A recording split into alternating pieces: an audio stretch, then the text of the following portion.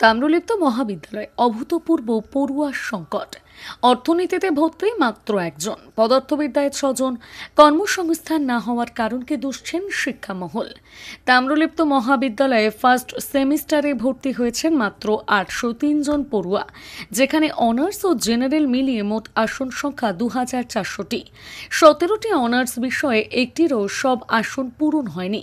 অধ্যাপকদের মধ্যে শুধুই হতাশার ছবি। কলেজের ইতিহাসে এত কম সংখ্যক ছাত্রছাত্রী কোনোদিনও ভর্তি হয়নি।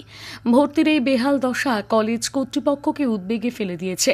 কারণ গত 2016 সালের পর আগামী 2-1 মাসের মধ্যে কলেজের ভিজিট হবে। কলেজের গ্রেড এ ধরে রাখা নিয়ে অধ্যাপকদের গলায় হতাশার সুর। তাম্রলিপ্ত মহাবিদ্যালয়ের অধ্যক্ষ আব্দুল মতিন বলেন, আমাদের কলেজে পঠন পাঠন বেশ ভালো। গত 5 বছরে 5 জন বিশ্ববিদ্যালয়ের টপার হয়েছেন। 2400 আসনের মধ্যে এসসি এসটি ওবিসি 50% সংরক্ষণ রয়েছে। তারপরে 1200 আসনের মধ্যে 803 জন ভর্তি হয়েছে। তাম্রলিপ্ত মহাবিদ্যালয়ে অঙ্ক অনার্সে মোট আসন 120, সেখানে ভর্তি হয়েছে মাত্র 22 জন। ইংরেজি অনার্সে মোট 138টি আসন, ভর্তি হয়েছে মাত্র 75 জন। ইতিহাসে 100টি আসন, 23 জন ছাত্রছাত্রী ভর্তি হয়েছে।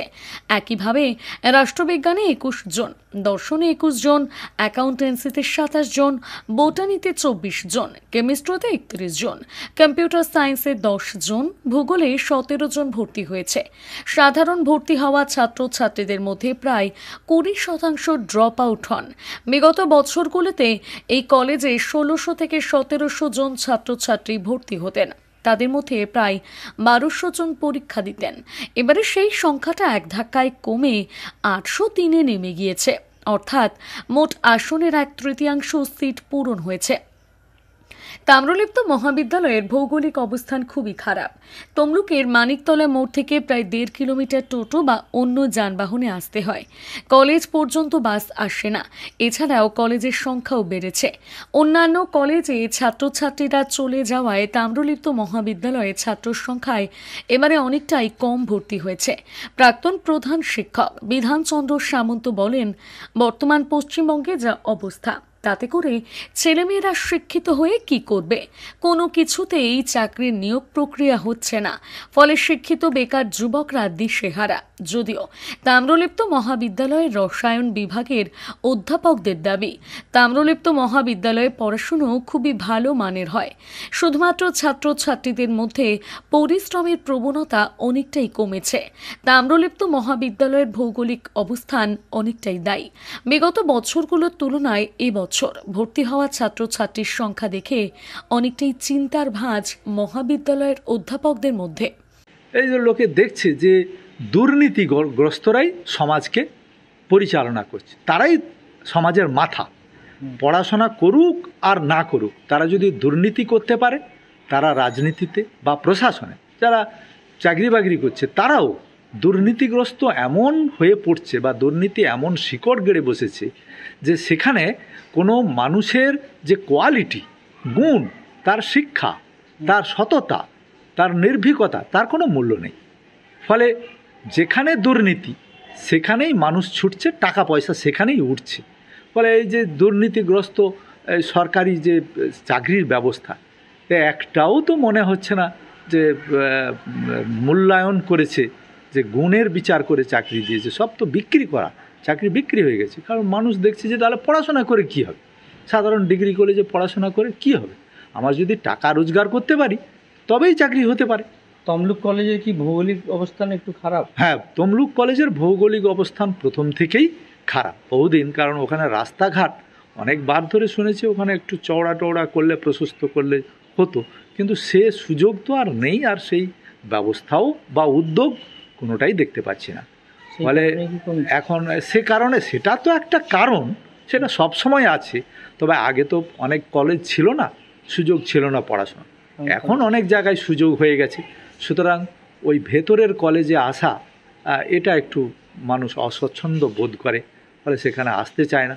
আর তাছাড়া পড়ে অ্যাকচুয়ালি কী বা হবে, পড়ে তো কোনো লাভ নেই। ফলে পাঠ্যক্রমের পরিবর্তন করতে হবে। পাঠ্যক্রম যদি পরিবর্তন করতো, যে কর্মমুখী পাঠ্যক্রম, যেখানে যে পাঠ্যক্রম পড়লে মানুষ হাতে কলমে কাজ করতে পারবে, রোজগার করতে পারবে, সেই ব্যবস্থা যদি করা হয় তাহলে কলেজগুলোর কিছুটা উন্নতি হতে পারে। না হলে এই কলেজগুলো এইভাবে থাকবে না, এর পরপর অবলুপ্ত হয়ে যাবে।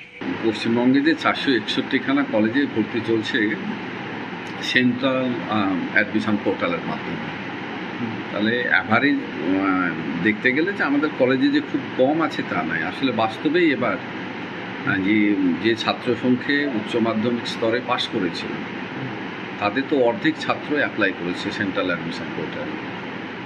কাজেই স্বাভাবিকভাবেই ছাত্র ভর্তি রিজার্ভ ক্যাটাগরিতে তো 50% আছে। তো সেই 50% আমাদের কলেজগুলোতে খুবই একদম নেগলিজিবল, মানে যে উল্লেখ করার মতো নয়।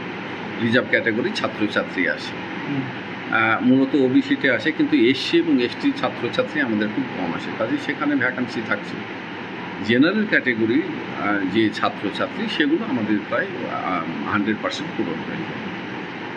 কিন্তু যেখানে আপনাদের 2400 সিট, সেখানে কত? 24-এর মধ্যে ধরুন 50% এসসি এসটি গ্রুপে রিজার্ভ ক্যাটাগরি, জেনারেল 1200, সেটা আমাদের হয়ে যায়। এখন অবধি 803 জন ভর্তি হয়েছে। কারণ এইভাবে তো একবারে এইসব কাজগুলো ছাত্রছাত্রীর সমীক্ষা না করে তো বলা সম্ভব নয়। তবে জেনারেল লাইনের ছাত্রছাত্রীদের ক্ষেত্রে গত কয়েক বছর ধরেই দেখা যাচ্ছে যে একটু টেন্ডেন্সি কম সাধারণ ছাত্রছাত্রীদের। এটা নিয়ে একটা চর্চা হওয়া দরকার এবং তাদের কী কারণগুলো একটু খুঁজে বের করা দরকার মনে হয়। এটা সত্যিকারের কথা একটু ভেবে এগুলো বলতে হবে, এমনি চর্জা দিয়ে এর উত্তর দেওয়া যাবে না। শিক্ষা নিয়ে একটু চর্চা করা উচিত। অবশ্যই, কারণ কেন এগুলো করছে এগুলো গভীরভাবে ভাবা দরকার। সরকারের একটু এগিয়ে আসা সব পক্ষের শিক্ষা নিয়ে আমরা যারা ভাবছি প্রত্যেকেরই এটা গভীরভাবে এটা ভাবনার বিষয়। ভাইগো কাপ 2024 নিবেদনে ব্রায়ার ক্রপ সায়েন্স, স্থান কেশিয়ারি বিমলেশ্বর মাঠ। আগামী 12ই অগস্ট এক জমকালো একদিনের ফুটবল টুর্নামেন্টের আয়োজন করা হয়েছে। আয়োজনে কৃষি ভবন Keshiary and diamond club Keshiary. সবাইকে রইল সাদর আমন্ত্রণ। আরও বিশদে জানতে কল করুন 9733664329 অথবা 9933940955।